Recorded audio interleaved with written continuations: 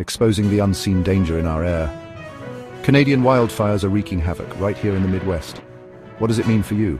As of today, over 660 wildfires are burning across Canada, sending thick smoke straight into the Midwest.